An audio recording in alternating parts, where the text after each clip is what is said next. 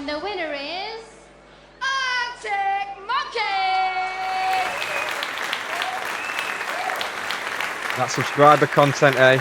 That subscriber content, it just won't go away.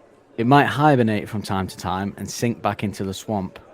I think the cyclical nature of the universe in which it exists demands it adheres to some of its rules.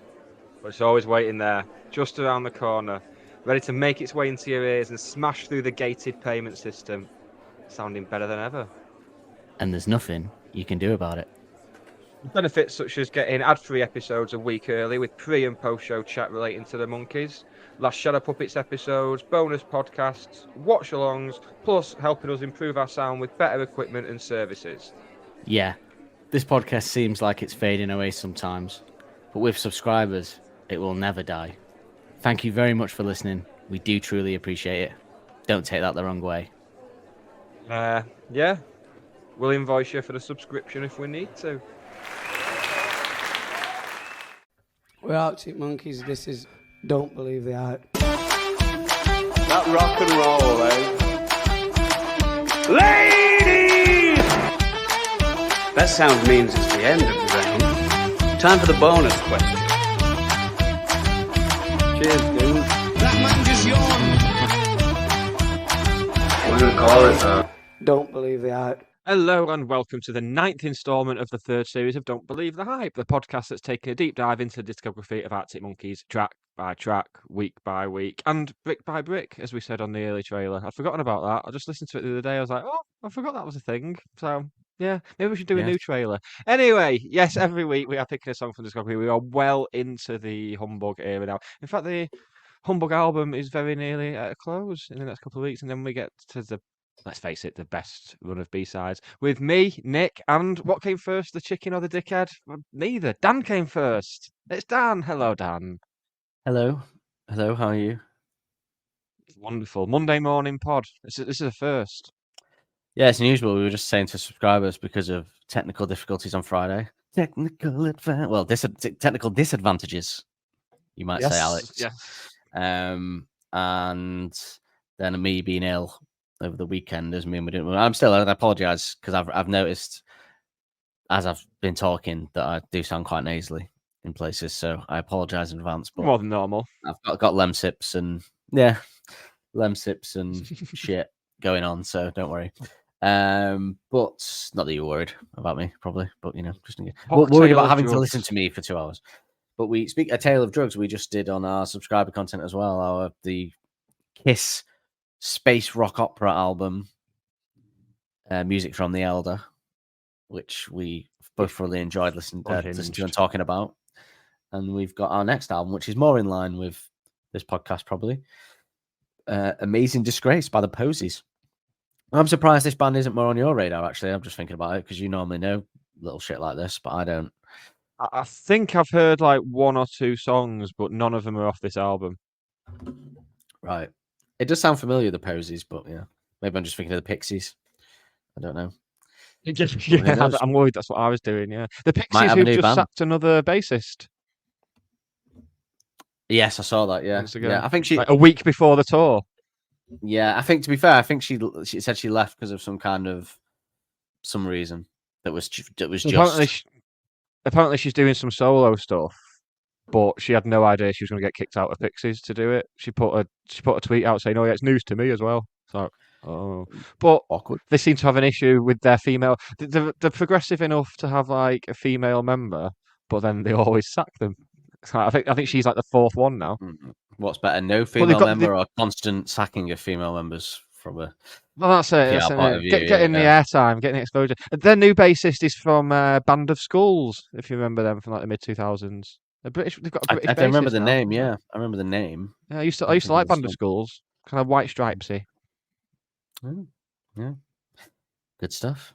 But we're not here to talk about Band of Skulls. We're not here to talk about Band of Skulls or Posies or More's the Pity, Music from the Elder by Kiss. But if you do want to hear us talking about those things, then become a subscriber. I think it's worth at least for 1 month just to hear us talk about Music from the Elder by Kiss, I'd say. But yeah, we're here talking about it's in a weird place, this song, Pretty Visitors, because It's one of my favorites. It's hard to put it as a classic Arctic Monkeys song, although it's been constantly in the set. So the band love it. Yeah. So where does they it think sit? it's a What does classic, it? Yeah. So who decides the classic? Because as we'll get into, the streams wouldn't suggest that this is up there with the classics. But if we love it, I imagine most people listening to this pod love it, and they're the diehards. Let's be honest, if they're listening to us waffle on about them, and the band have never kicked it out of the set much, then it must be a classic, right? Doesn't that tick all the boxes? You'd imagine so. Does classic just commercial success? Is that all that we use as the marker? I don't. Oh, I hope not. Oh, I hope not. Would it? But all the classics that you would call the classics are, I don't know, because I guess we'll have to see what. Yeah, because most of the classics have high streams, hundreds of millions. Because I'd say, which I can confirm this one doesn't. I've been trying to work out how would I feel if they never played this live again when I saw them, and I think I would be upset. I think I would. It would feel like we were missing something. There's there's other songs that I feel fine like if they didn't play. I haven't seen them quite a few times now. There's very few that I could say that about, where I'd be like, oh, like they could take Dance Floor out now and play some, so I won't give a shit. In fact, I'd rather they did take some of them out. They can lose Brian Storm, Teddy Picker, Dance Floor, all that for me now. I've seen them and put in, I don't care if they do More from Tranquility or something. I know that would really people going, but this I would miss, yeah.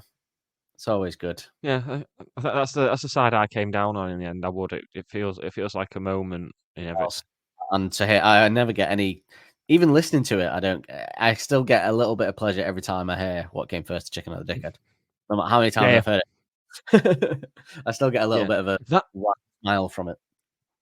That line always, I don't know why, because there's not really much connection with it, but it always reminds me how, with like, when a new Harry Potter film came out, they'd have interviews with the cast and they'd be like, oh, this is the funniest one yet. There's loads of funny moments in this. And then the funny moment amounted to Ron being sat in between Harry and Ginny with a plate of mince pies. And he'd just go, mince pie. It's like, oh, is that it? But this is genuinely funny. But when the advance reviews came out of this album and they're like, oh, there's a really funny lyric on Pretty Visitors. And I was like, well, let's see, shall we? I think I was so jaded by the Harry Potter thing. And then I listened to it, I was like, yeah, that is a great lyric. I do love that. Yeah. You should have had faith. I'm not George Michael, Dan. The amount of comedy, more's the pity. But the comedy. Despite what's scrawled in the public toilet near me. Did a lot of charity work, Nick. Yeah. But this is for me, this is a classic. This is a great tune. This is peak Helders. This is incredible. But we're getting into all that, obviously. But we should probably hear it, shouldn't we? I'm excited to see what you've gone for. Let's hear it. First, the chicken on a dickhead, split sleeve, reaps awards of ill-fitting thoughts. Twilight fortune to go on a wall. Your legs start running and your head gets caught. Canopy 19 is cleverly placed by the reasonably frightening. Fall from the aftertaste, you'll have to slip away. I'm unhappy to say, behold us a crook in a hammock place. All the pretty visitors came and waved their arms and cast the shadow of the sleepers on the wall. All the pretty visitors came and waved their arms and cast the shadow of a snake pit on the wall.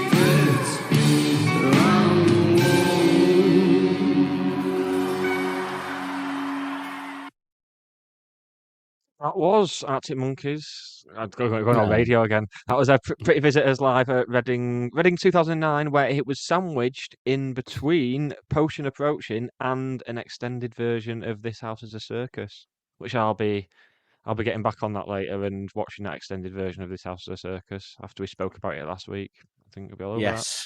Yeah, that was good. Very good, very good. And we're on a new system for the podcast, so I can now add video clips without you knowing. But also now I can see you when we play videos. I can never see you before. So there you go. It's a new one, isn't it? Yeah. It's very exciting.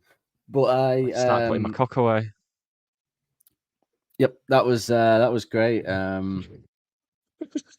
love Alex's plays. There's a lot I love about. There should be a compilation of because the live version of this seems to have become like an opportunity for mischief and wackiness. So you've got it's always just before the solo comes in. You've got on the Albert Hall live album, you've got Alex going, "Let's play darts." At the Glastonbury 2013 version, he does a bit of a ha before the solo comes in. And recently, he's been doing his bowling, hasn't he? He has really wound people up at Glastonbury. People hated that, didn't they? Yeah. People hated a singer having a personality. Oh God. I think people would just rather Noel Gallagher came on and said, "Right, I'm going to play my new stuff, and then I'll play the Oasis stuff at the end," and just be a general dickhead about it. I think people would rather have that, which blows my mind. Well, yeah, we know at least one of our listeners, probably ex-listener now, did anyway. So take issue with all that. So,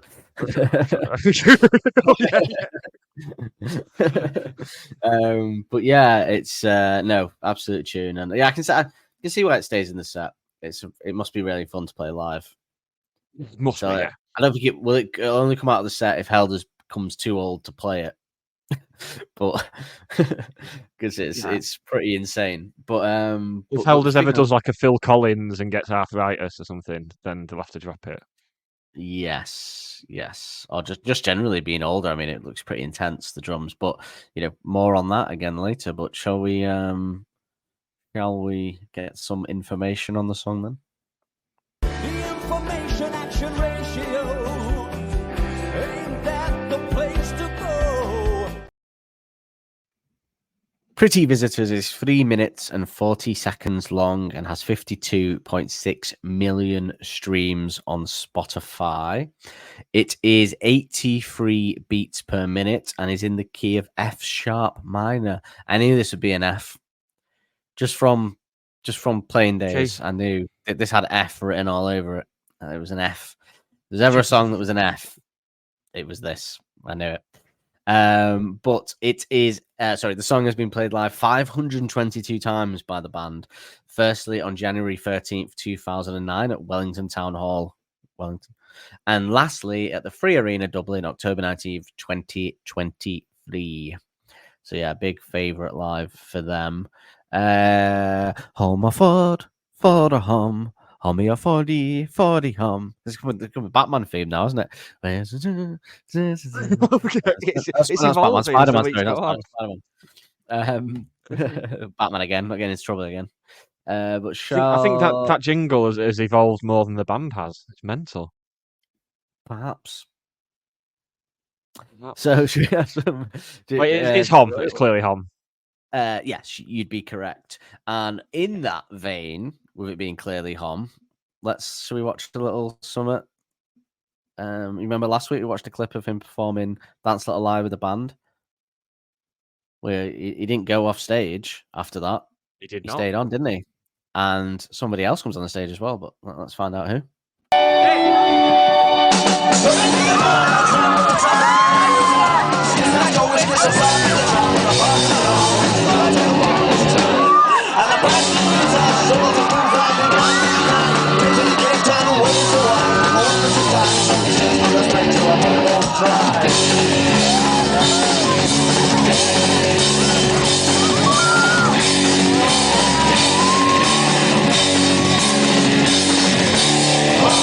Crazy days,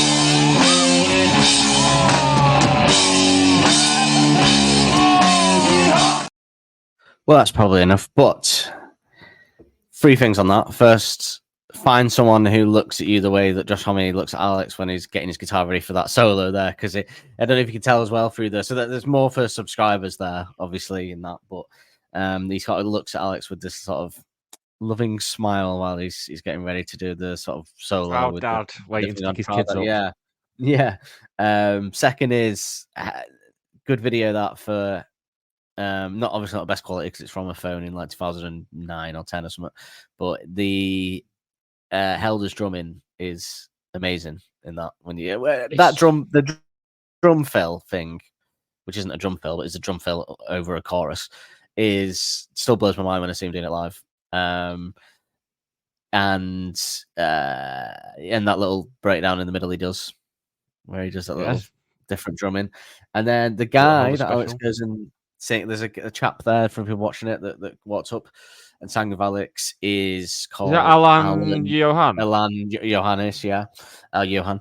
Alan Johan Mokulski.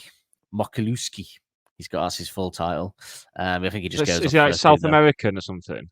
He's a Chilean American multi-instrumentalist vocalist. He is the founding member of several bands, including Queens of the Stone Age, Them Crooked Vultures, PJ. Oh, sorry. What am I talking about? He's a founding member of several bands, including the alternative rock group 11, has been involved with such acts as Queens of the Stone Age, Them Crooked Vultures, PJ Harvey, Chris Cornell, Arctic Monkeys, Mike Lanigan, and the Desert Sessions, both as a musician and as a producer. So he was heavily involved in this album. If you look at the credits of this album, he is all over them.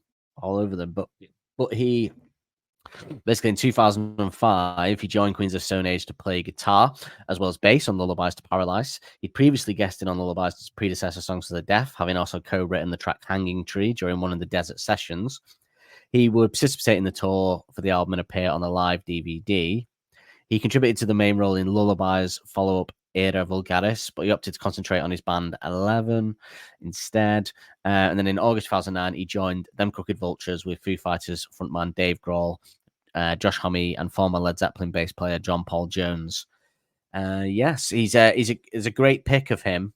If you Google him and if you put Arctic Monkeys Alan Johannes Humbug into Google, there's a great picture of him signing a vinyl of this album with a fag hanging out of his mouth, which is a fun picture to see if you Google that. Oh, that is brilliant.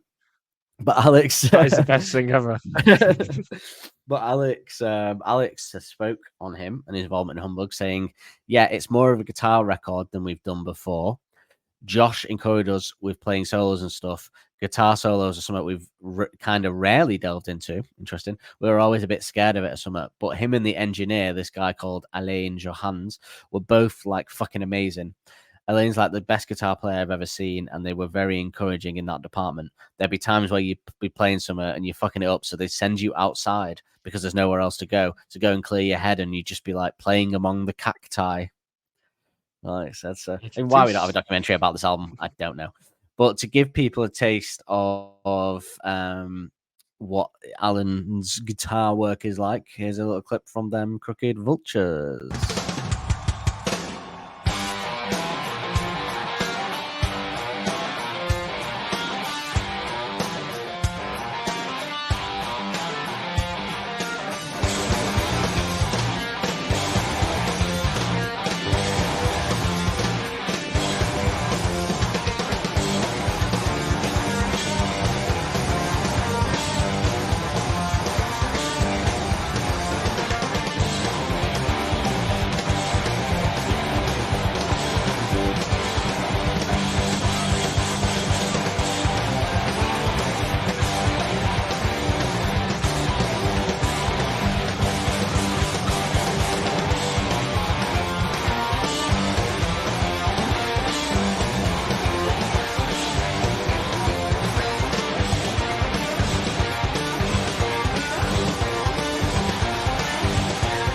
I've realised he's on my favourite PJ Harvey album.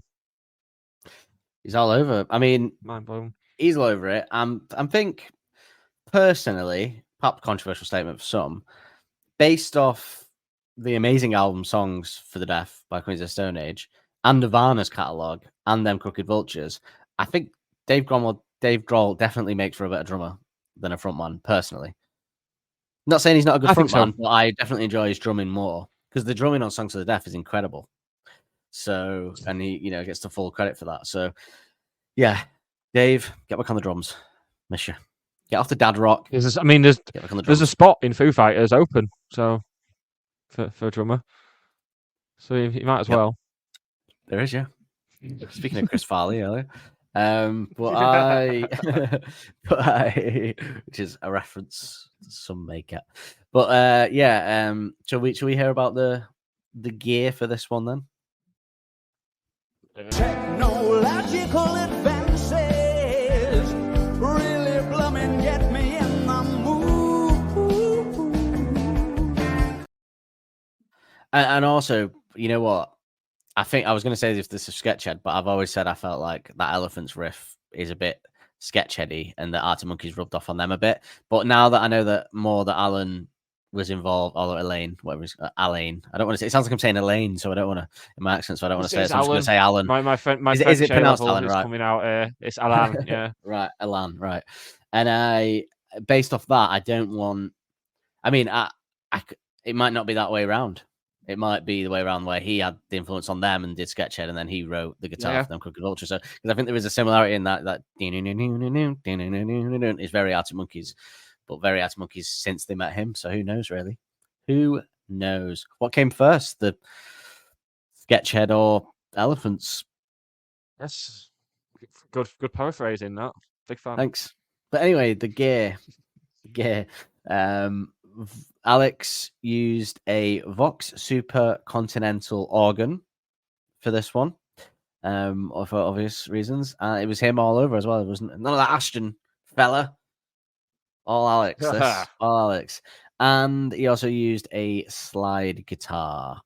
If you want a modern equivalent, I think we've said this on another episode, but the Vox Super Continental organ, I don't think you can get anymore. So you get a new a Nord C1 organ if you want to create that sound. And if you want to create Jamie's guitar distortion sound, then you can use a Mad Professor Royal Blue Overdrive pedal. So there you go. Would you like some reviews of this one? I would.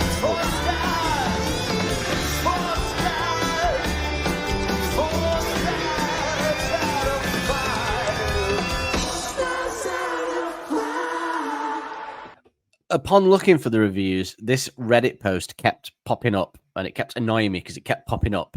And I know I don't delve into all that kind of stuff, but there was, and it could be a listener of this show, this Reddit user perhaps. And if you are, hang your head in shame. But it was titled "Why They Always Play Pretty Visitors," and they always play a maximum 21 songs in the set, and Pretty Visitors always has a spot there instead of many superior and more well-known songs. The well-known bit irked me for a start.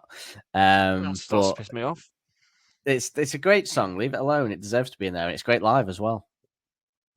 Should always be in there. I can't think of many songs that I'd be able to go, okay, fair enough. You took that out to put that in.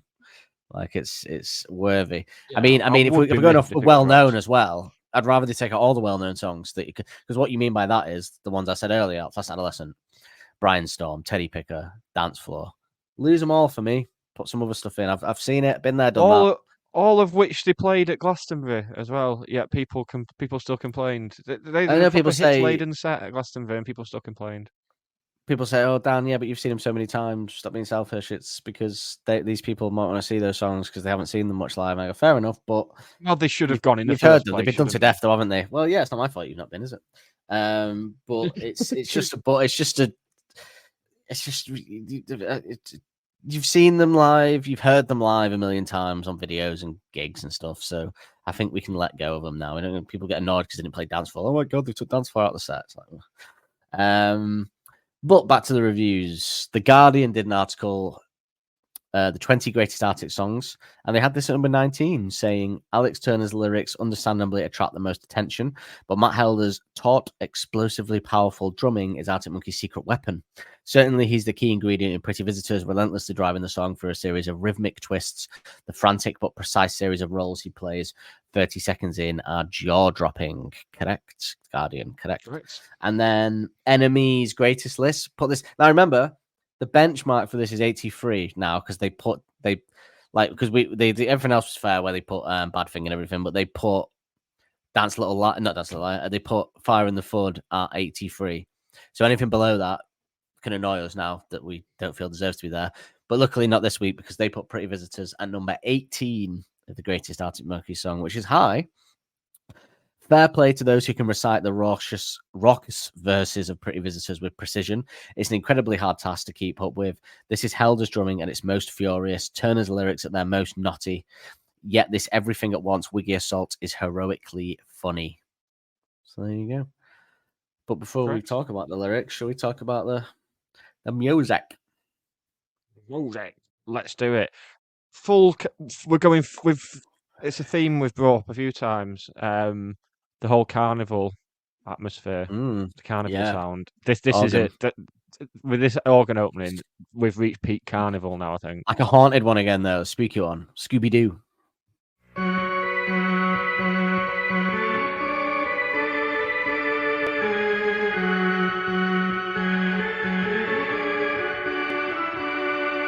And spooky. This will be the most carnival, because I think there's bits of the lyrics as well that fit the whole carnival vibe as well. I think this is peak carnival now. Forget me if I'm wrong, but whatever episode it was of this album where we mentioned this before again, was it? It wasn't Crying Lightning. Was it Crying Lightning? Dangerous Animal, something like that. The carnival sound in this one is hot, like spooky. Was in Favorite Worst Nightmare, where we also talked a lot about the carnival. It was more, I think we said Favorite Worst Nightmare is a carnival in the daytime and Humbug is a carnival at night, was what we... That was it. I think we... That was it, yeah. Said. I said it. But the... on the Fluorescent Adolescent episode, no less. That was when... Yes, we said that. But yeah, carnival-esque. It keeps coming up, doesn't it? But perhaps not again, though, until Tranquility. Hey Dan, do you like listening to popular songs with questionable lyrics? You know I bloody do. And Nick, do you like drinking copious amounts of alcohol? Nah, do I ever? Actually a worry.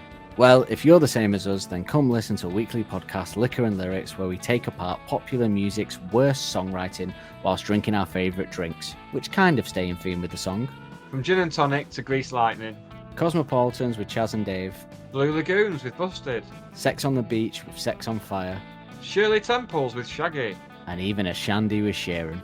Dropping on Tuesday the 19th of September and every Tuesday after on your favourite podcast platform. Ooh. Are we we'll off? See about that next Any week. kind of carnival? Oh no, I meant for this album, not like I don't think there's any in AM and Suck It and See It, so that'll make us talk about carnivals again. It's interesting, perhaps. So yeah, organ, great Alex work as well on the organ there. Drum intro, and then the drum sort of goes intros us into the dirtiest of dirty guitar.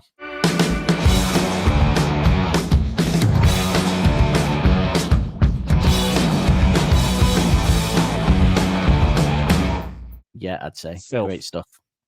Absolute filth. Amazing. Very interesting riff when you listen to it. I'd say, because when you just listen to it broken down without the singing, it's kind of like a riff that takes us back to like Fake Tales, Teddy Picker, just in like different ways. It's still Take You Home as well. Came out. Still Take You Home. Yeah, because that's probably the dirtiest one of the dirtiest riff. I think so. Before this perhaps, but yeah, that just kind of sounds like that, but different again. An evolution of that a bit, because it is like ding, ding, ding, ding, ding. It's got that same kind of vibe to it, a bit of Seven almost as well. You know, going right back and right back, taking right back. But perhaps the last one of those as well, though, ever. Yeah. I think unless you can't do I Want to Know or something. Do I Want to Know? Do I Want to Know feels different though. Doesn't feel like, because these are like down or like ding or something. Not Seven, sorry, Sticking to the Floor. Sorry, this one you could say is a bit that kind of ilk. In fact, Sticking to the Floor is probably the song. I always get them two mixed up. It's that's probably the one I'd liken it to the most. Definitely. Yeah. I can't think of. I'm trying to think of other songs that have this kind of riff. But Suck It and See, this live picture doesn't really have this kind of riff, does it? No. And that's pretty much the only, like, you could say that the AM. I don't think you could say Do I Want to Know. You could say Are You Mine, but I don't think they're the same as this. No, same with 4 out of 5. You know, there's a riff that occupies the same space, but it's not similar. Yeah, there's something similar about Sticking to the Floor, Still Take You Home, Fate Tells San Francisco, Teddy Picker, this, Crying Lightning, perhaps. Actually, Crying Lightning, no. Crying Lightning is more Are You Mine and stuff. It's that more complicated riff, you could say. But yeah, perhaps the last one ever of this kind of riff. I guess we'll find out. Maybe B-sides not, but yeah. After that verse, though, I mean, the drums are just... I mean, the drums are great in the verse, but in this build-up to the chorus, it's just a drum fill. It's just a fucking drum fill. I mean, it's insane what he's doing along to this riff.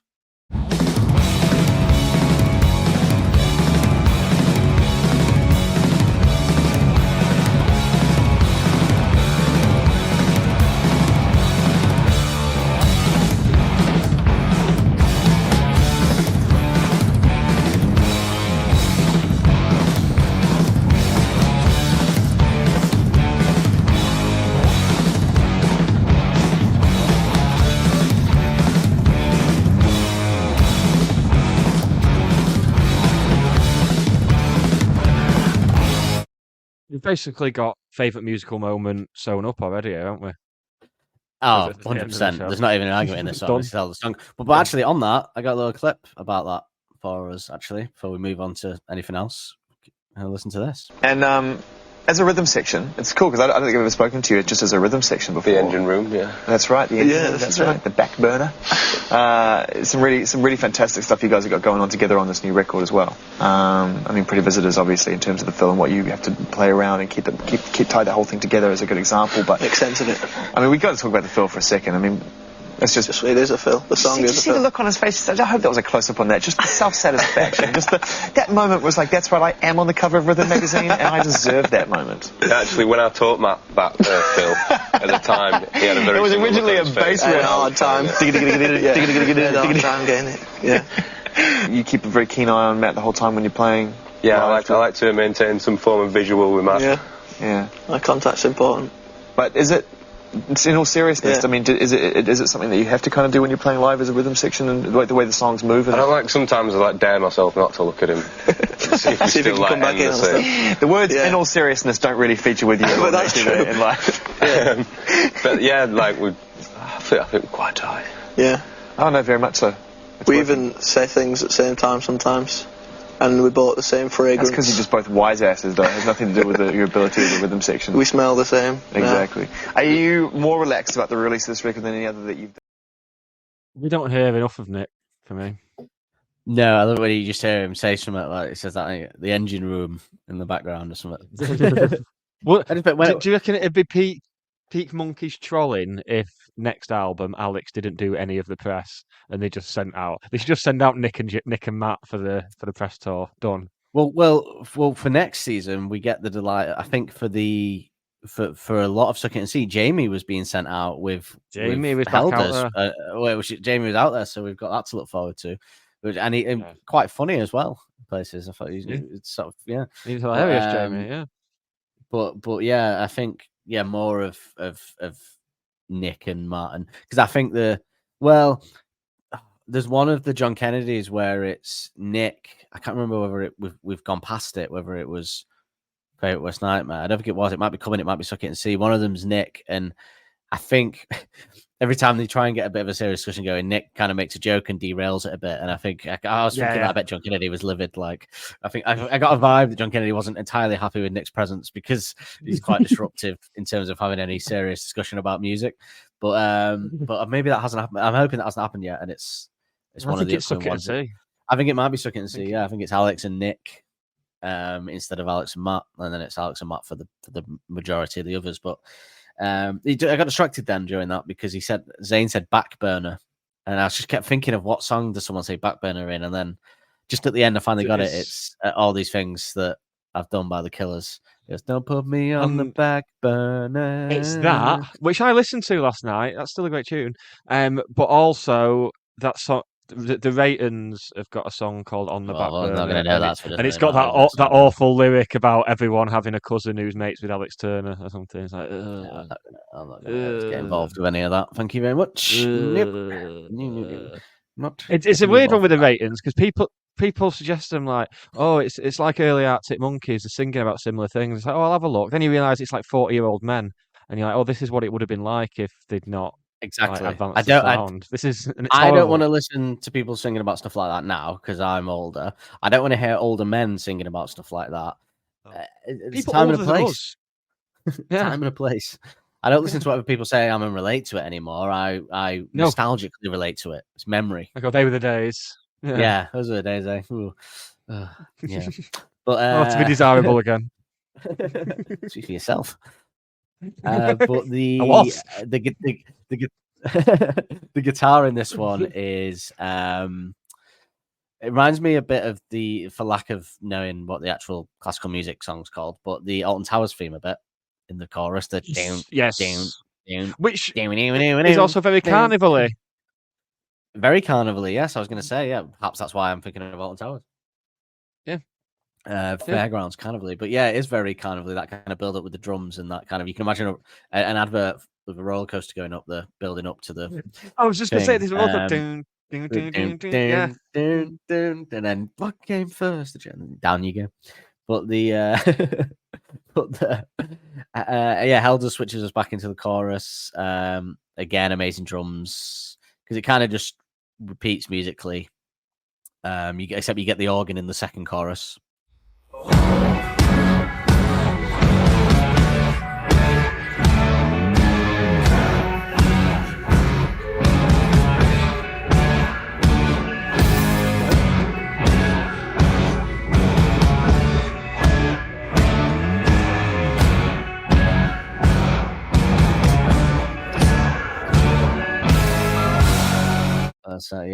With a Jamie Cook special, perhaps. We said the Jamie Cook specials were peaking had peaked at Cornerstone and perhaps weren't in Dance Little Liar, but there is a little bit of a jangly little summer in there. I think in the side, a little glimpse. Nothing, not a full, full Jamie Cook special. Yeah.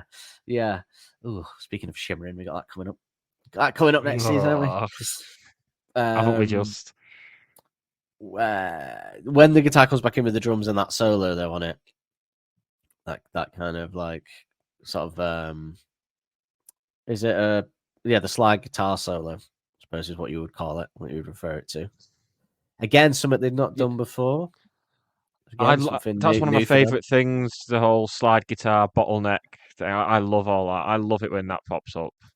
Don't get enough of that.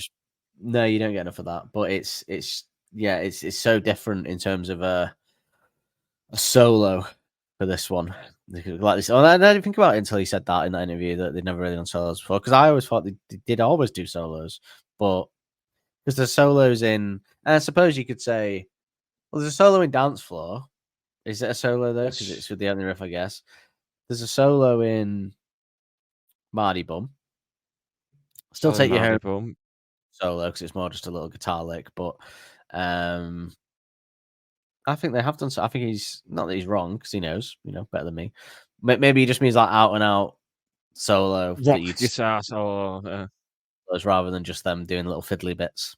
Maybe they never had the confidence to do a full on. Because I remember saying when I was watching the guy Justin Hawkins from The Darkness doing the last dinner party, and he said he's really glad that they had like proper solos on their album because a lot of bands these days are scared of the solo. The solo seems to be like something that people see as perhaps old-fashioned something, and it makes you seem like some old rock band or something. But ain't nothing wrong with a good solo. Ain't nothing wrong with it. So, nothing at all.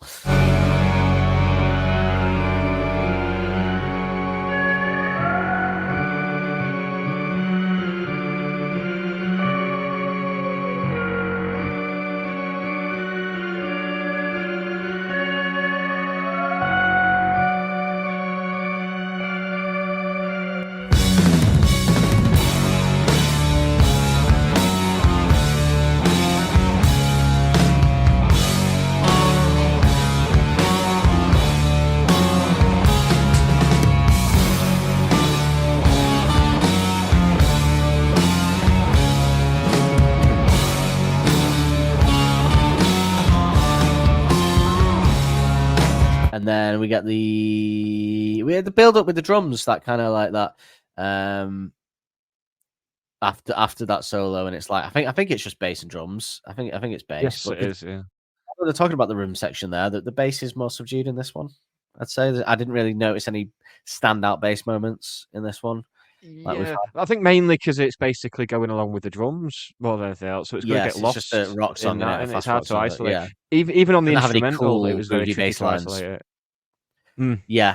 Actually, that's true. On the instrumental, you couldn't hear it at all. No, really. But this bit has that kind of bass and drums together doing that little fast bit.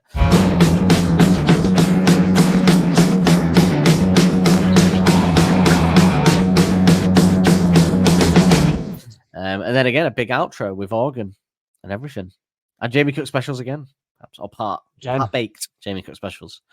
A taste. He's already given us the full cake. This is just the crumbs. Sampling. Yeah.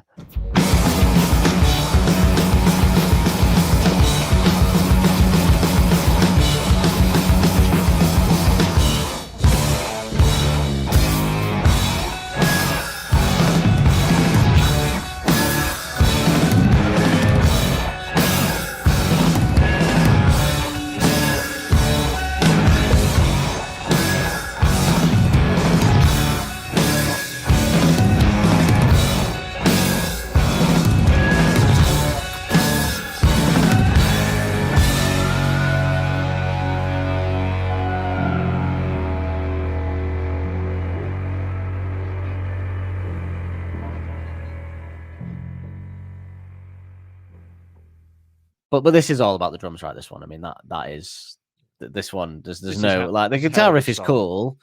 The guitar riff's cool. The organ's cool. Lyrically as well, obviously great. But this is best drums on the album. Yes. Yeah, there's no argument. I mean, Dangerous Animals were pretty good, but this is by far superior. This is amazing. I mean, this is what makes it also a great live song because you hearing those drums live on a well put together show where you can hear them appropriately is great. Really good stuff. Absolutely top notch. Top notch. Elders. Keep pulling it out of the bag again. Well, I guess that begs the question of what bands you would have cover this song then, with the drums being so prolific. It does indeed. I'm gonna form a covers band and all. I'm going White Stripes this week. Really? I think it's got that rawness. I've deliberately not gone White Stripes yet because I had a feeling that's what I'd settle on for this even weeks ago. I just think that rawness and the fact it's mainly guitar and drum led as well. I think it'd fit all right.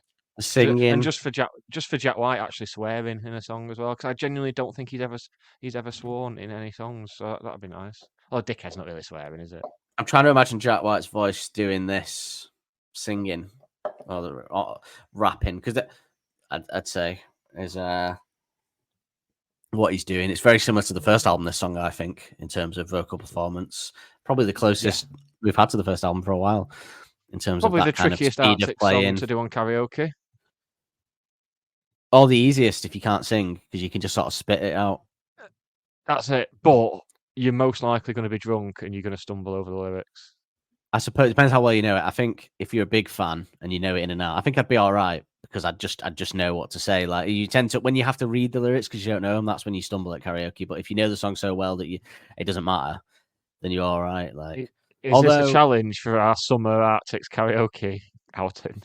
Well, this is something we've wanted to do, isn't it? To live stream a karaoke session of Arctic Monkey songs to people, live from the karaoke booth people somewhere.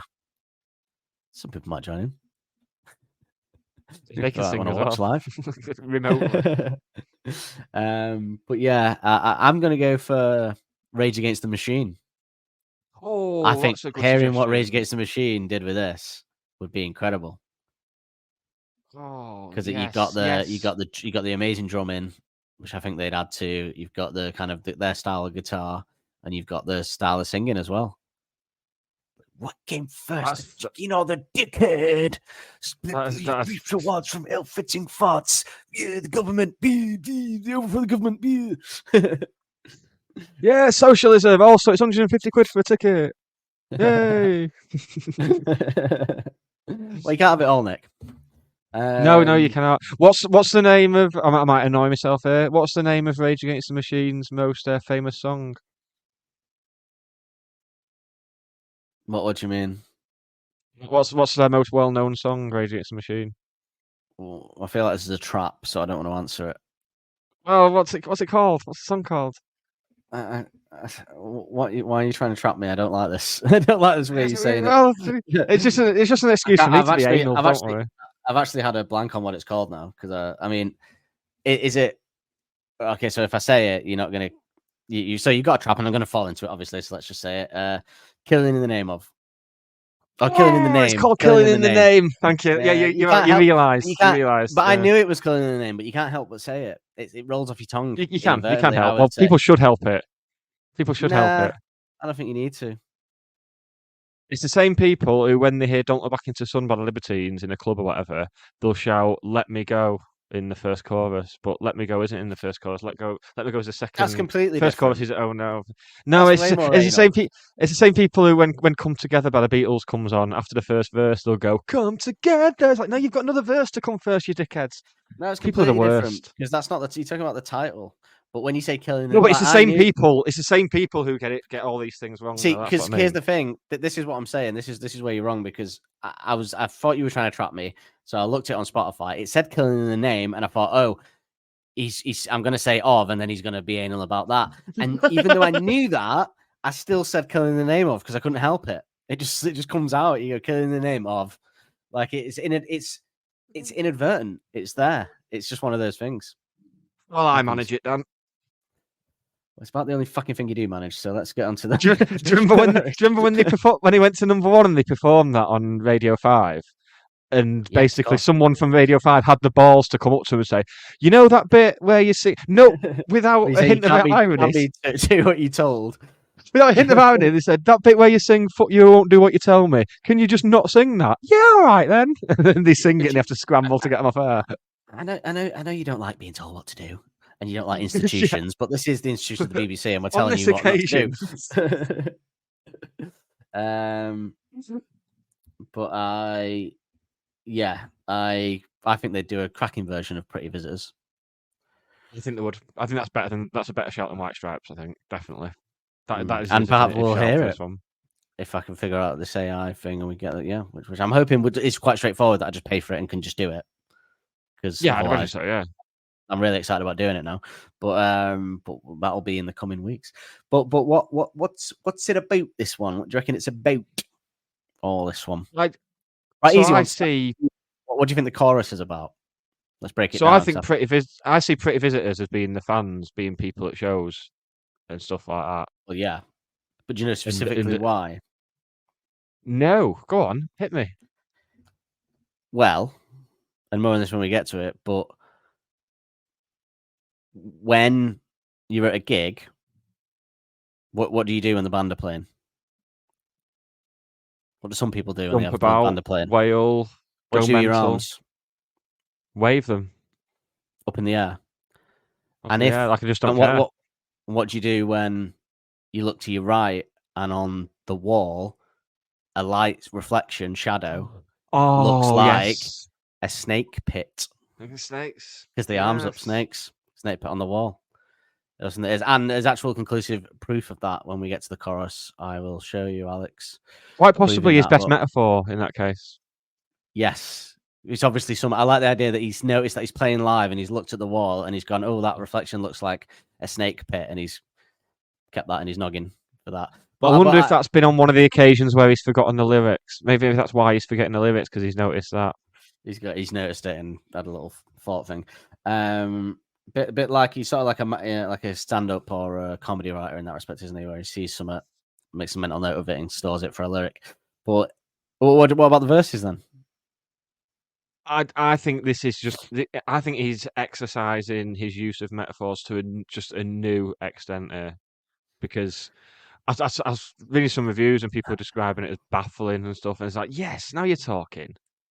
I don't think it is. I think it's quite clearly, in my opinion, yes, he is using metaphors, obviously, to an extent. I think to the casual observer, that's how it comes across as baffling, because it's people who've maybe not. What do you think the metaphor's for, though? Which way are you going with it? I'm very intrigued to. I think this song is about the tiredness of a busy schedule from being in the music industry and touring, and then the good side of that being the pretty visitors that come to the gigs, and that's nice. Side. But I like this. It is what I would say, and well, let's jump in. But trudging through the morning, so tired or whatever, we've all trudged through a morning frequently. When you've got to be somewhere or do something, you're trudging. This one a bit more epic. So, and the tramp with the trampoline under his arm, not a metaphor, because Alex has actually been quoted as saying this is actually something that he saw, and he said in an interview, I actually saw that the other day on Ecclesall Road in Sheffield, and I thought, thank you. So he's walking, he saw a tramp carrying a trampoline under his arm, and he thought, thank you, I'm keeping that for a lyric. Thank you very much. That's excellent. so this is about Ecclesall Road, I believe, is... I may be wrong, but I think Ecclesall Road is the one near their studio where they coined the over the river going out of town. I think it's that area. But I thought you were going to say something really dull, like Ecclesall, I think is the oldest road in UK. The first ever temporary traffic lights in the Yorkshire area. So we got trudging through the morning, being tired, seeing a tramp with a trampoline under his arm. Shifts past your whiskers, so stark is the charm. It's a great lyric. I think that means like moves close by you. So shifts past your whiskers, someone so close to you, and it's a charming sight to see, perhaps starkly so. Yes. I think if I was walking in a tramp with a trampoline under his arm right in front of me, I'd probably be quite amused by that. Quite a charming sight. I definitely remember it. Yeah, I definitely remember it. Yeah. And then, but the barking alarm waits coiled till the corner is turned. So, I've seen a few. My thing with this is, if it's about him being tired, for me, it's like the alarm perhaps waking you up, and like a turner, like a corner in it. Like when you're dreaming and then suddenly the alarm wakes you up and pulls you back to reality, almost like when you turn a corner and be it's coiled, the wake up is coiled, so you turn the corner and then it hits you in the face, like perhaps waking up is like that, isn't it? Early when you have to be somewhere, like alarm goes off and suddenly you're blasted back into reality, and it's a bit disconcerting. I always felt that's what he means by coiled around the corner. You turn the corner. But there's another theory on this, that this is him. It's the shock of like when you're walking somewhere and a dog jumps out of nowhere when you turn a corner, like, and jumps a fence barking at you. So at the back of the line where it's called till the corner is turned. So that there is that theory out there. That's a good shout as well. Perhaps. But Shaun of the Dead-esque that. On his walk, but yeah, I don't know with that. I think either or, both meaning the same thing, really. Just that kind of being tired and walking somewhere. Essentially, yeah. And then a bit of a chunk here of I think it all kind of works together. But the bicycle wheels all struggle to move round in your muddy mind, blatantly caked and unwilling to wind, uncooperative time. So he sits on the springs till the muck goes dry. I mean, just a great simile for being disorientated or confused or like slow. Like when you're shattered, when you're tired, you could say it's like the bicycle wheels struggling to move because like the bicycle wheels of your mind struggling to move with the mud that's on them from the tiredness, not cooperating. I do love the concept of a muddy mind as well. I love that. It's cool. It describes it perfectly as well. Yeah, that being tired and being a bit groggy. Yeah. That idea of there being mud on your mind with like bicycle wheels struggling to turn around is a great metaphor for that feeling of not being able to get it together. So he has to wait it out till the muck goes dry. You just got to wait to wake up, aren't you? Usually, that's why God invented caffeine. But all the pretty visitors came and waved their arms and cast the shadow of a snake pit on the wall. All the pretty visitors came and waved their arms and cast the shadow of a snake pit on the what came for. So as I've said, help yourself. As I've said, yeah, that's basically like you said. Pretty visitors are people at the gig, but wave their arms because when you wave your arm at a gig, it casts the shadow of a snake pit on the wall. I mean, he basically says it, but to kind of illustrate this, a clip here of Alex perhaps showing the crowd that's what he means at a gig during what looks like the Suck It and See tour or AM, but I think it's Suck It and See, but we'll see.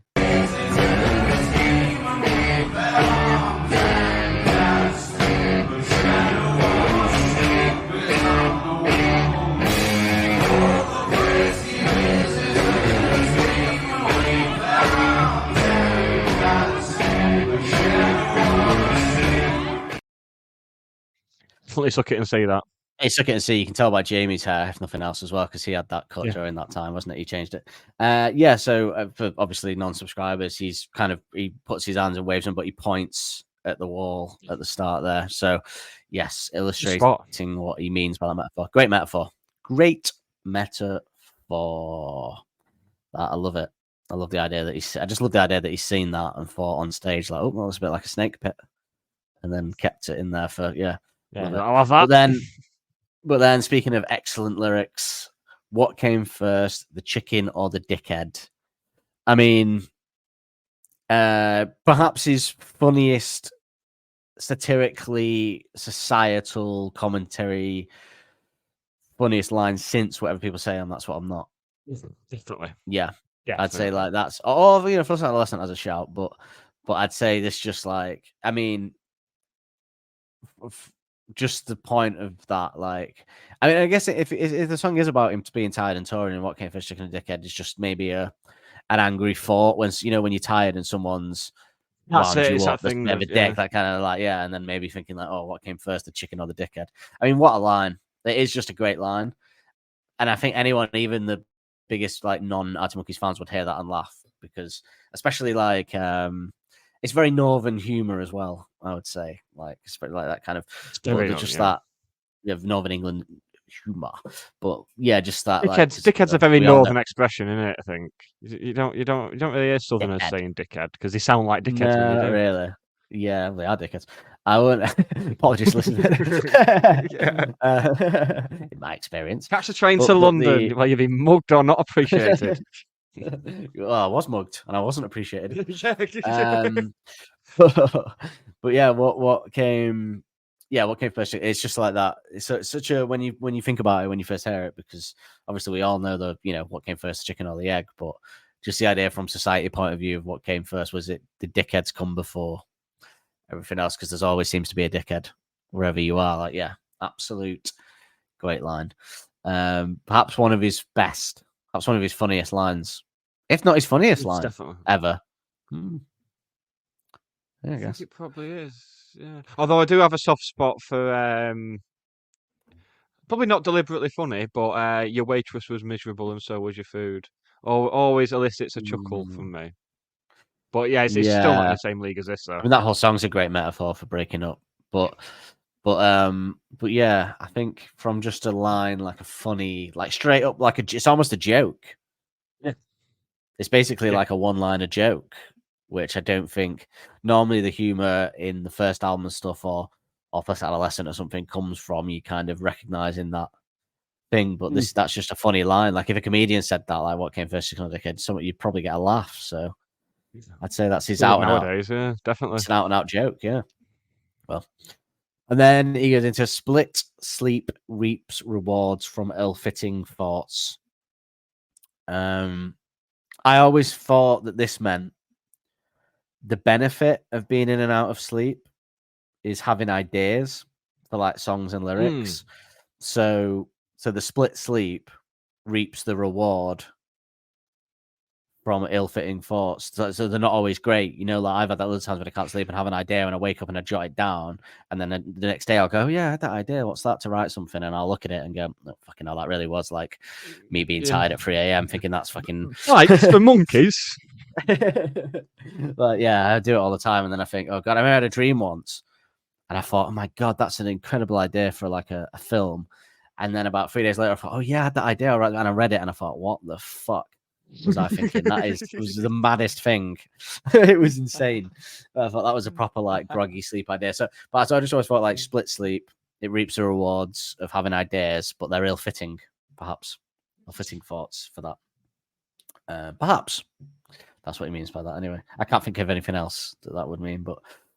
And then so he's also not like kind of sleeping very well as well, perhaps on this tour. I imagine touring is quite, if he's talking about, because I assume he's specifically talking about touring because of the pretty visitors at the gigs. But that must be, you must have odd sleep patterns and it must be horrible. Weird situations. Yeah, like I mean, don't get me wrong, it's probably incredible. I mean, I know what I'd rather be doing. Oh yeah, it'd be worth it. Yeah, be worth it, like he says. But yeah, it must be trying at times. And then the twilight force you to go on a walk, your legs start running and your leg gets caught. So this specifically refers to, because Alex also said in an interview that his writing was to write whenever he woke up in the middle of the night. His sleeplessness forces him to get up and go on a stroll, either to fix a problem or write lyrics. So apparently, yeah, he said in an interview that he used to just not sleep, so he used to get up and go on a walk to like sort, and then he ended up trying to sort out lyrics that he's done. So the twilight forced him to go on a walk. Your leg starts running, your leg gets caught. I can only assume that is some kind of metaphor for like your mind. I don't know why. I was like I said, there's a bit of contention here because some people, for some reason, online people put that he says mind. So that your leg starts running, your mind gets caught, but he doesn't quite clearly says, and your leg gets caught. Definitely, like. Yeah. So I don't know whether that, because there's a phrase running before you can walk. So I assume he's using that metaphor as in like when he starts trying to fix the lyrics and get an idea, but then he gets unstuck, perhaps. And gets too far ahead of himself, and then yeah. I assume that's a replay the lyrics running before you can walk type thing. Leg starts running, your leg gets caught. So he's basically his mind starts running. And his mind gets caught. But I mean, that I think people have changed that to mind because they think that that's the case. So they've started hearing mind. I don't know, but he quite clearly says, and your leg gets caught. There's no question about that. I got a bit of a confession here with this next one, Nick. Not a confession. I think it's fair enough because this song's quite opaque. But he says, Canopy 19 is perfectly placed for the reasonably frightening fall from the aftertaste. Now, Canopy 19 is obviously, I've had a look, it's obviously somewhat personal that he's referring to that we don't know, like maybe a bar or somewhere they've been. It sounds, or a made up place that's a metaphor for another place. I don't know. I used to think, this is like years ago anyway, not recently. I used to think he said, can I be 19 is perfectly placed for the reasonably frightening fall from the aftertaste. And I think that's because I was 19, I think, when this album came out. In fact, I was 19 when this album came out. So I always thought, and he was a similar age, I always thought he was saying, can I be 19? It's perfectly placed for the reasonably frightening fall from the aftertaste. And I used to be like, I relate to that so much. This is me. This is my life. This is what it's like to be 19. But like it's perfectly placed for the reasonably frightening world to come, and you're falling from the aftertaste of your youth almost. But no, Yeah. unfortunately, that's not what he says. So otherwise, it all, mate. that would be fantastic. But yeah, it's just Canopy 19. I think it's just something personal, like a bar, or maybe that's like bar or nightclub or something. I'd go. Yeah. I think so, because he says you'll have to slip away. I'm unhappy to say, behold as the crook in a hammock plays. So this is complete conjecture now, because obviously that is quite an opaque line. He's obviously slipping away from Canopy 19. So let's say he's at a bar or whatever, and he slips away. But behold as the crook in the hammock plays. So what I saw people saying, like, is he referring to like someone who's a crook and lazy because they're in a hammock? Is he talking about the music industry and the people that are making them do these gigs and touring, like they're crooks in hammocks? However, because the most of the song seems to be about him being tired and his songwriting and the gigs and all that, I always thought it meant, because he says, I'm unhappy to say, behold as the crook in a hammock plays, that he could be talking about himself. Like that's how he sees himself. Like, in that way that you hear a lot of people that are successful saying like they sometimes feel like they're going to get caught out for being a fraud. Like that's like a common thing between actors and writers, directors, musicians. They'll be like, they're waiting for someone to tap them on the shoulder and go, hang on, you're not supposed to be here. Like, you're not supposed to be a success or whatever. Perhaps he's the crook. I think that fits well with the whole sleep deprived theme of it as well, because that's the sort of thing that will start going through your head when you are sleep deprived and stuff like that. You'll start seeing little images and visions and stuff like that, and that's the type of thing. So allied with him describing himself as that, then yeah, I think so. You get that self doubt and stuff when you're sleep deprived. Yeah, 100%. Yeah, the other night when I was sleeping, when I couldn't sleep because I've been ill. Yeah, you get all that shit, don't you, popping in there? But yeah, I think, I don't know. But either way, I think the metaphor is about someone who's a fraud that's lazy, whether he's talking about himself potentially or someone else. I think that's kind of what crook in the hammock means. I can't think of anything else that would mean, unless he's just purposely writing nonsense at this point. Like, but this will get him.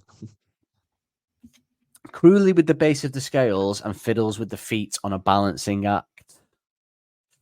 More carnival type imagery. Very carnival type imagery in the lyrics directly now for this one. Goes with the organ. Yes. I can only assume, because the next line is gagged, bound, and crafting a tale, trailing wrapped in a gasp. Is that somebody being forced to do too much? This could be another music industry.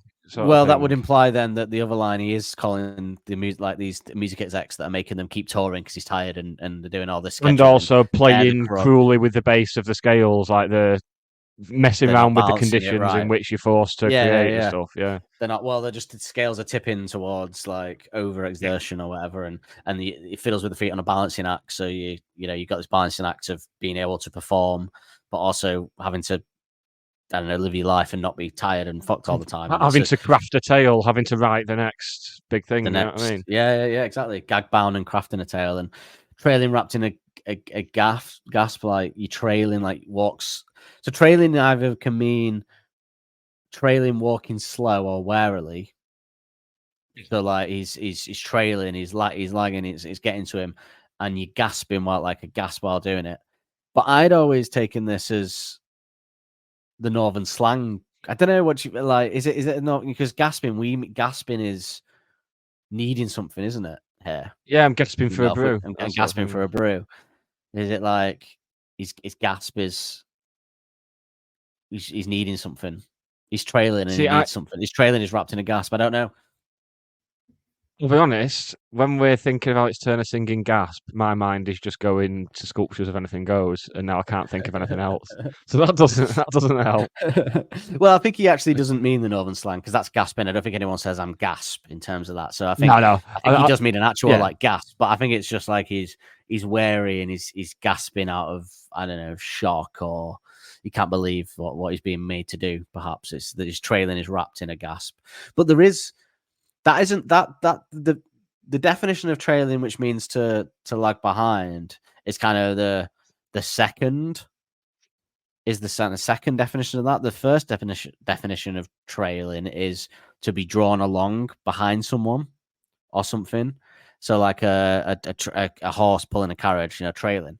So is he trying to catch up with it all while gasping? Is he?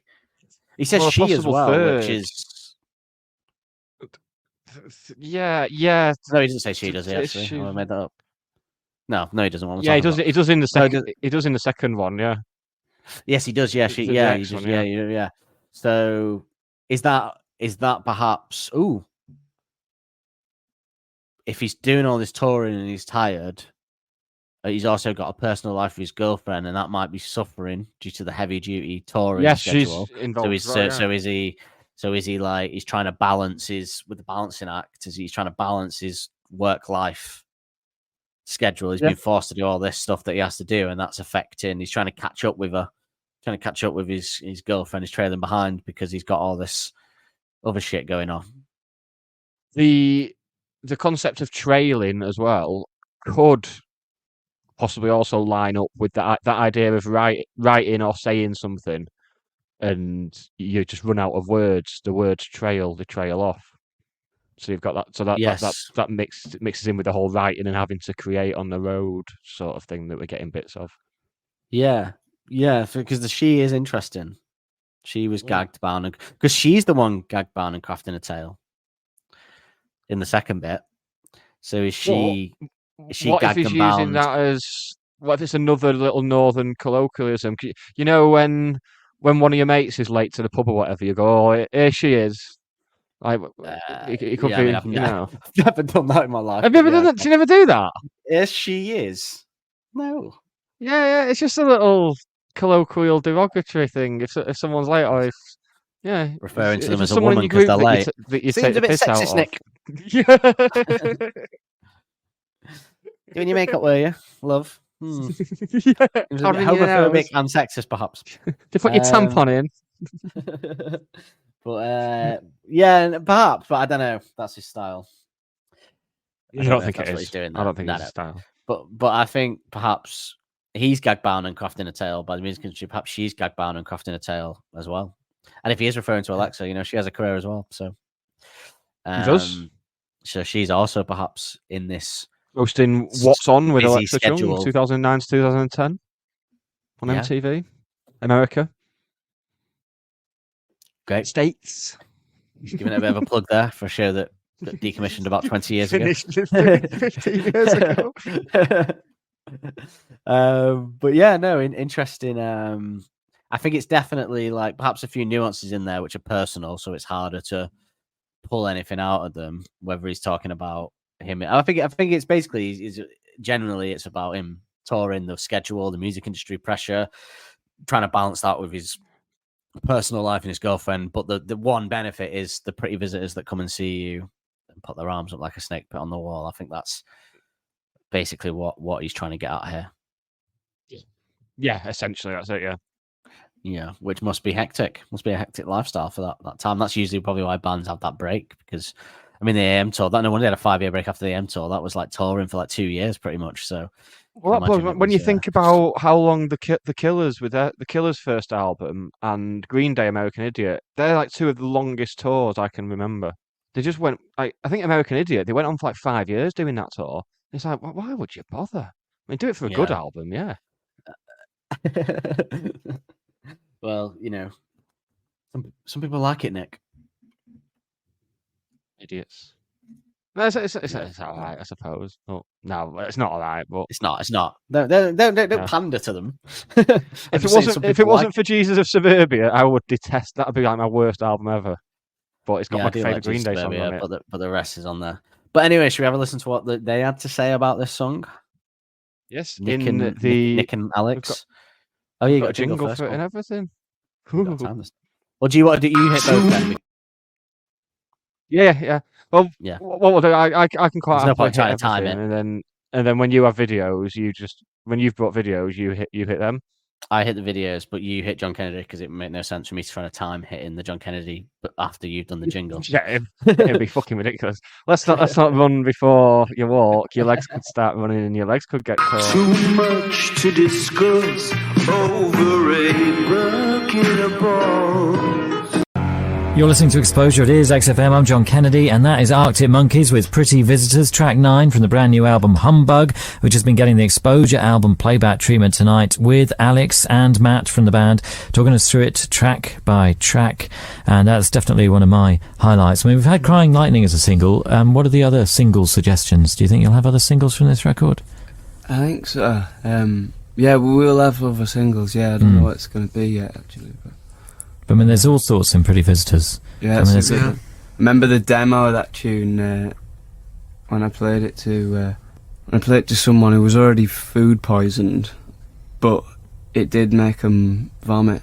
The sort of the drum bit in the middle of that. It's like, and it sometimes makes me feel a little bit sick as well. Like, but only like the kind of sick when you've had too many cups of coffee. That's what it does to me. Like I'm a bit like, and then I'm like not gonna throw up. And I imagine it makes you feel pretty sick playing it, but a different kind of sick. Like sick. It's great. I mean, you know, Black Sabbath seems to have been a band that have been referencing quite a few of the interviews by either other people or yourselves. And Jamie's in a few photographs sporting a nice Black Sabbath t-shirt. We're sort of listening to Sabbath pretty much every day. What, these days in general? Before gigs and stuff. Right. Yeah. You got a particular era, particular songs that you got to hear? NIB? Yeah, I do that. I was going to say that actually. I do like that one. Children of the Grave's been getting quite a lot of time on there. Yeah. But some other heavy groups which have been referenced, like Cream or Jimi Hendrix Experience. Yeah. They were all a lot of that, like revisited sort of Hendrix and got a bit deeper with him than the sort of, you know, your automatic kind of Hendrix listening that you do when you pick up a guitar. But yeah, I got into like the Band of Gypsies record and you know, Axis a little bit more. A tune Spanish Castle Magic has been on rotation quite a bit. And in Pretty Visitors, who plays the keyboards on this song? That's me. That's you. Yeah. Because there's a kind of 60s garagey type thing that. Yeah, it's on a Jaguar, Vox Jaguar. Right. But yeah, I don't, because I used to play keys on that one live in Australia. I'd do like a side-on keyboard, but I think we had to get rid of that. I didn't have enough room for the kicks. Yeah. Right. So crawl under it. So yeah, but yeah, I used to crawl under it, which I missed that. Yeah, you should just probably put something else there, like a horse, not a real horse, like a gymnastic horse. Yeah. I would crawl under that. I could use that in so many ways. Yeah, well, that's it. It's versatile. So is Pretty Visitors going to be in the set for Reading and Leeds? Yeah. So, yeah. We've been opening with it at the gigs we've just been doing. Oh well, actually no, we changed that actually. But yeah, we were quite often with it for a while. Quite often opening with it, yeah.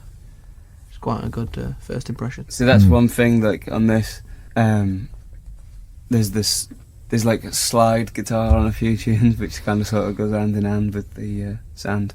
But you know, that's something that I'd never like.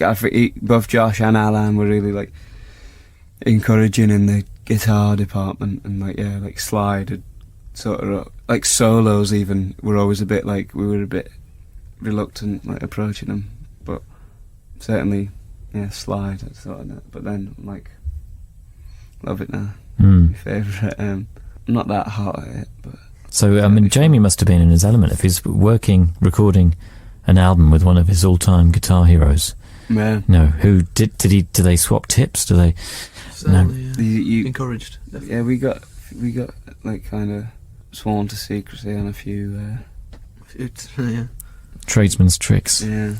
Tricks of the trade. Fascinating. I love that idea. So, Pretty Visitors, track 9. Too much to discuss over a bucket of balls. Tradesman's Tricks there from Alan, getting a reference there Tricks. as well, as we've previously discussed. Highlights there. I'm calling it now. Vomiting. At some point in the future, he's gonna get the phrase "tradesman's tricks" into a song. And I think that's one of the phrases that he's written down at some point. Similar to the trainer's explanation was accepted by the steward. I think that's at the back of his head, and it'll fit in somewhere. Maybe. I think Tranquility was the time, though, if it was ever going to get in anywhere. or suck it and see. Could have referred to a woman who's been, I don't know, ending a relationship or something, as taking tradesman's tips or something. I think the time has passed, but we'll see. Who knows? It would have fit in for this adolescent. Flicking through a little book of tradesman's trip. I think we prefer sex tips. Generally. But they've got some tradesman's secrets for you there. The vomiting while listening to this one. It's only a short walk from tradesman's secrets to the tradesman's entrance, which of course is a euphemism for. I thought you might get that. Yeah. Oh, I did. Usually do. Behind the candelabra. So remember you made reference about singles. This one, if you recall from the My Propeller episode, the first episode. Wow, we're already nearly at the last one of this album, but this was supposed to be that single, but it got changed to My Propeller. The world wasn't ready. Said. No, I still think the Oxfam thing and the tramp with a trampoline under his arm. I'm still going with that. They released them all on Oxfam vinyls. I still think and because it had swearing in it and dickhead and stuff, I don't think it was appropriate for a vinyl. And I think Oxfam are like, we were very generous about this, but I'm not sure that's the song that we can sell as a vinyl in our stores. I genuinely think that might be it. Tramp to homeless person? I can't think of any other reason unless it was just like the label stepped in and said, "Oh, I don't think it's very commercially viable. This one, should we get the other one?" I don't know, but they've always treated it like it was the single because it's always stayed in the set. So, but interesting because I think this is an accessible. I don't know, the people that don't find this out or didn't find this album accessible. I think this one is still quite accessible, but I don't know, maybe the opaque lyrics. But only people pay attention to lyrics and songs anyway, not many. If popular music is anything to go by, fucking hell. As discussed in our other podcast, lyrics. Come and listen. Boom.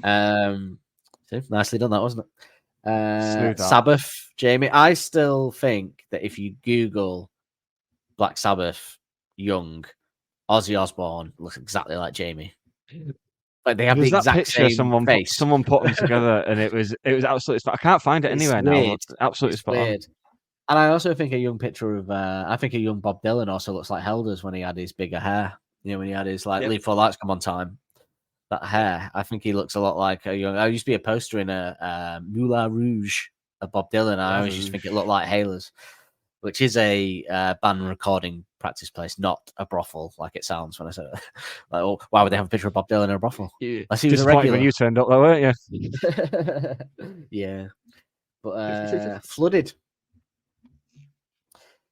Sabbath. Well, yeah, exactly. Left it hanging there. Hendrix, Sabbath. Sabbath coming up again, obviously, in a couple of seasons, quite heavily so. Yes, can't wait. And the horse on the stage for Alex, perhaps there. Gymnastics horse for Alex to do things that versatile Helder said. We could on there. Yeah, no, good. John Kennedy. Only one more John Kennedy to go. See what they have to say about that. I have a theory on next week's song that I think that I have had for years, and then I listened to the John Kennedy bit for next week, and I think Alex all but confirms my theory. But more on that next week. Okay. Excellent. Okay. Well, before we get on to what next week's track is going to be, I mean, if you're listening, you probably know already what next week's track is going to be. But, favourite lyrics and musical moments first in the traditional way. No, it's not. We always do Shipping Forecast before the favourite lyrics and the favourite music. Nick. I know because this entire show format is structured to my notes, and that's the order it's in. Yeah. Apart from that few weeks where you got them in the wrong order early on your notes. Yes, apart from that, yeah. And the whole thing fell apart, so that's why my notes have to be in really order. It's a miracle we made it this far. We have to do it this way, but yeah, let's have the shipping forecast. Let's do the shipping podcast, and you can do me right up the shipper. Listen to the shipping forecast. The shipper foreskin, you might say. So Amanda Blank, sorry to have to say that and then go into a bit about the girls' news, but it was Amanda Blank's birthday, I believe, and Mr. Helder, she posted a couple of, they're not on her profile anymore because they were stories, but she treated her to quite a lot of things, and I think she she made a comment that he was an excellent life partner, which is nice. He did a good old the AM money must be coming through. And then Louise also did a post for Amanda's birthday as well, which was nice. So all the friends, all the gang together, all the gang, held us. So I can only imagine they had a great night out. But yeah, come on. I think we already know favorite lyric and favorite musical moment, but let's go through it anyway. Go through the motions. We're fully going to be agreed on both of them, but let's do it anyway. Let's just keep up appearances. Too busy with the mind on clever lines. Well, it's got to be what came first, chicken or the dickhead, right? Has to be the. As good as the song is, that is perhaps, yeah, great. No argument. Nothing beats it. Done. Amazing. Yeah. Favorite musical moment. What could this be? In your ear, they make you get up and down. Drums. Yeah, the drum. I mean, it's a drum fill for a song. The chorus is a drum fill as a beat for a chorus. I don't know if I've ever heard that anywhere else. I mean, it probably is, but just like certainly not in popular music. But yeah, insane. Held us at another level. Boxed that off fairly easy, didn't we? I think we had our decision made before we even started the episode. I think Dave Grohl had popped into Rancho de la Luna on that day. And maybe that's what made him think, I'm not going to go back to the drums. Now we come to that point of the show where we get to find out what next week's song is. But Dan has enlisted the help of one of those. Well, we're not there yet. We're not there yet. You jump in the gun here. Jump in the gun here. What have I missed? Jump in the gun here. Have you got a hot take? Well, I got 2 hot takes for you.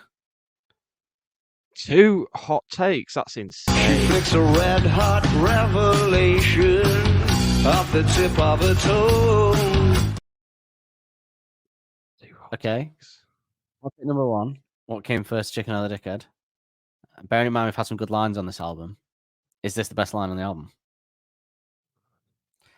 Now, there was some phenomenal lyrics in songs like Dance Little Liar, Push and Approaching, Secret. Even a great line in Fire and the Flood, despite my problems with it. But I don't know. This one feels like an all timer. I don't know. The others are more. The others are more like meaningful, I suppose. In terms of, because they're usually talking about like a relationship or something, and you can relate to it in that way. This one, I don't know. There's just something about it. It's just such a good line. If you just were to go like, great, Alex, like one-liner, this has got to be up there. I think you're spot on. I think it is, but there is one next week that might challenge it for me.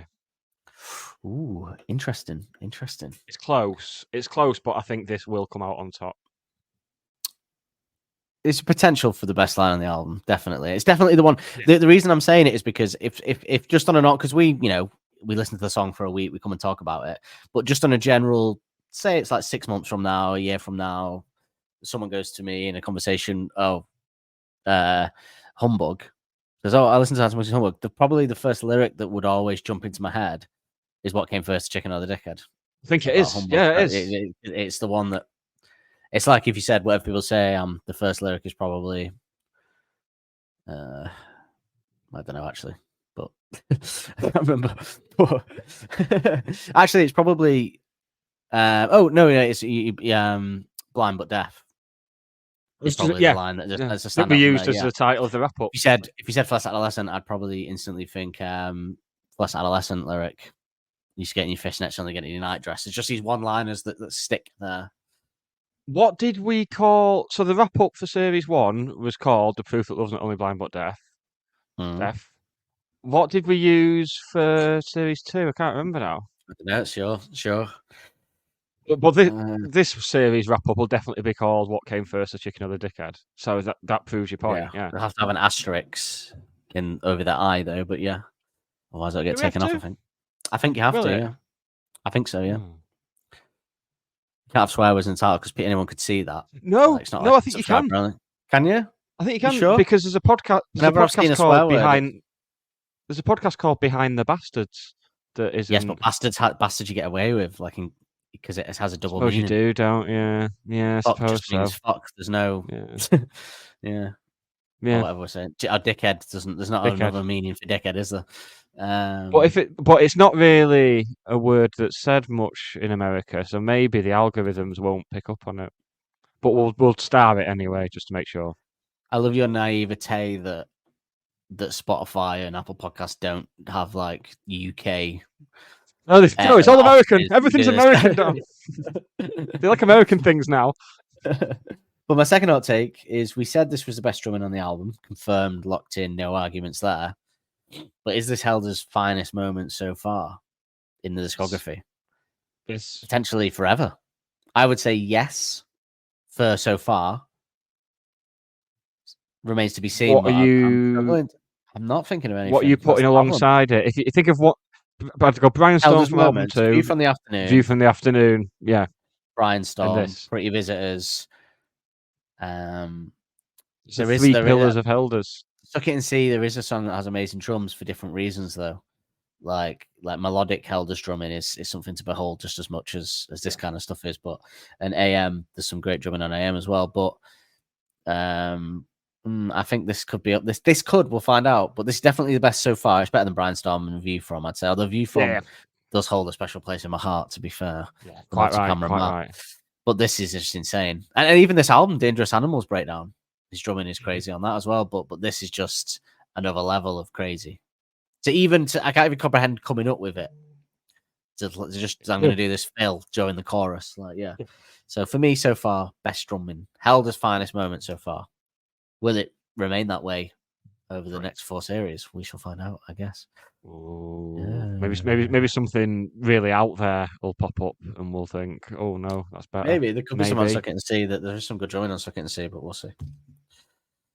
Or AM. My drum is pretty good. I've got a feeling we might get to Arabella and then be like, there's some bits here. Potentially, yeah. I think Are You Mine could also be a. Yeah. So, yeah, we'll see. Yes, I agree with both of those hot takes. Thank you. Tremendous. Well done. Good hot taking. Thank you, sir. So now we've reached the part where we find out what next. Now week is, you have reached that part. Yes, correct. So Dan has enlisted the help of an AI text generator to help write a funny description for next week's episode, which we bookend. Well, we don't bookend. We just use the jingle once this time. With this, you push the button and we'll do the rest. Cat or no cat? You got cat out last week. It's been a while, but there was a cat last week. So you're going cat or no cat? See, I said no cat last week. Now it's getting like when you play roulette and go red or black, and you're already wrong with the first couple, and then it's impossible to claw it back. So I'm gonna say no cat. Right, exactly. Okay. It would be tempting to say cat because we had one last week, but it's not how it works. It was red last week. We have 2 cats in a row.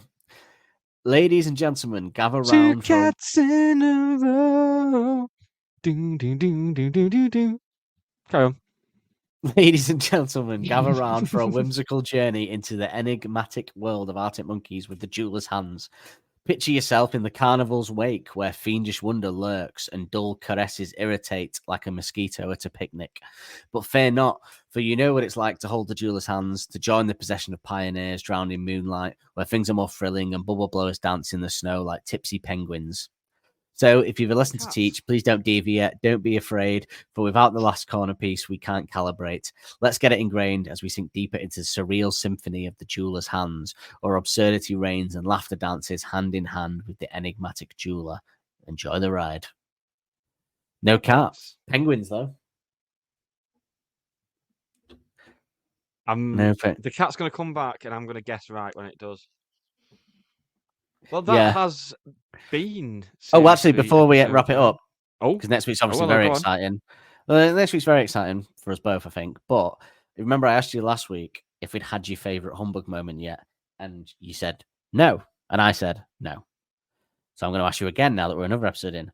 Have we had your favorite moment of humbug yet? Yes. You're going yes. Oh, what was it? The chorusy drum fills, I think, was the. Mine is still what I'd settled on at the start. But mine is still I've no. not been listening to Jeweler's Hands, have I? That's the problem. So I know now I'm going to listen to it ahead of the next show. Because when I've done you can't change your favorite album, moment. Your favorite moment is locked in. You've been listening to this album for 15 years. I think that will be. I've got a feeling there's something on Jeweler's Hands that comes close, but it's still not going to beat that. There's a moment in Jeweler's Hands which is my favorite moment on the album, and it's a lot because you know that Helders is my man. I'm normally the Helders flag flyer, but it's not Helders' moment. Pretty Visitors will be second, probably the drum fill, but this moment. I think we might be thinking. Remember, by of moment the same it can't thing be. on Jeweler's Hands. But do you remember this was specifically like a moment? My moment lasts about 2 seconds. Yeah. It's not like a drum fill. Like if you go in, what's my favorite musical moment over on the album? It would be the drum fill. But this is my favorite moment on Humbug, the bit where I go, yeah. If we're going for a short moment as opposed to the musical moment thing that we normally do, then yes, mine is still to come as well. Then I've got a feeling it might be the same thing. We'll find out next week. Yeah, it's still yet to come. And the fact you said it's like a couple of seconds makes me think, yes, it may well be the same thing. My best moments are always a couple of seconds long. It's just how I do it. That's what your ex-wife told me. Yep. That's what she told me as well, bitch. Series 3, Episode 9 is done. We are back next week with the Jeweler's Hands. Don't forget, you can look in the episode description and find all our channels that you can like, rate, review, follow, subscribe, do all that stuff, as well as finding our subscriber content where we are doing our Album of the Week reviews. And a lot of people, that seems to have struck a chord with a lot of people. A lot of people have joined up just for that. I think it's very good. Well, I was thinking about this the other day. It's either it must be that, or just remember my theory a while ago that I thought we'd get more listeners and subscribers once we get past the first 2 albums. Perhaps also that is a reason why. Yeah, bad for a band that have been shit since the second album. True. Or a podcast that's been shit since the second episode. Third. I think it went downhill third. I think. I got onto dance floor. Yeah. Too commercial. Was he number ones? Bag of shit. Right. We're back next week. Say goodbye to the nice people, Dan. Goodbye, you pretty visitors. Pretty listeners. Oh, nice that, wasn't it? Yeah. Oh, imagine they are all pretty. I've seen them. I've seen them on socials. Bye, everyone. Don't Believe the Hype is hosted and produced weekly by Nick Lee and Dan Holt. The music used in the titles is royalty-free music courtesy of Les FM. Don't forget to subscribe on your podcast player of choice to be notified every Wednesday when a new episode is released. And if you want to help us out further, be sure to like and review to help make us more visible to like-minded souls. We will see you next week with more of the same.